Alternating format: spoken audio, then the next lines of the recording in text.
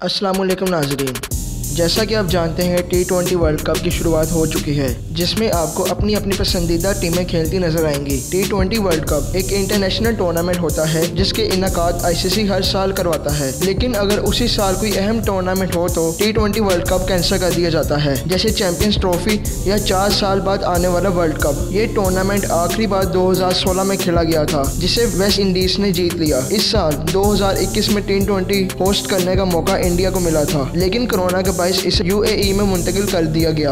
इस टूर्नामेंट में 16 टीमें पार्टिसिपेट करेंगी, जिसमें Sri Lanka, Ireland, Netherlands, Namibia, Bangladesh, Scotland, Oman, England, Australia, south Africa, West Indies, India, Pakistan, New Zealand और अफगानिस्तान शामिल है। इसका आगाज 17 अक्टूबर से हो चुका है। T20 का जिक्र हो ही रहा है तो पाकिस्तान की टीम कैसे पीछे रहेगी, जो हमेशा सुर्खियों में नजर आती है, कभी नाकिस परफॉर्मेंस की वजह से या गलत सिलेक्शन। ऐसा ही कुछ 2021 T20 के सिलेक्शन में हुआ, जहां बड़े बड़े क्रिकेटर्स को टीम से बाहर कर दिया गया, जिससे अवाम बहुत अफसरदा नजर आई। मोहम्मद हफीज के सिवाय टीम में कोई ऐसा प्लेयर नहीं है जो पहले T20 में हिस्सा ले चुका है। इन्हीं दिनों PCB की तरफ से एक और अनाउंसमेंट हुई, जिसमें शुएब मलिक को T20 टीम में शामिल कर लिया गया। अब बस देखना ये है कि पाकिस्तान की टीम वर्ल्ड कप तक पहुँच पाती है या सैर करके घर वापस आ जाती है।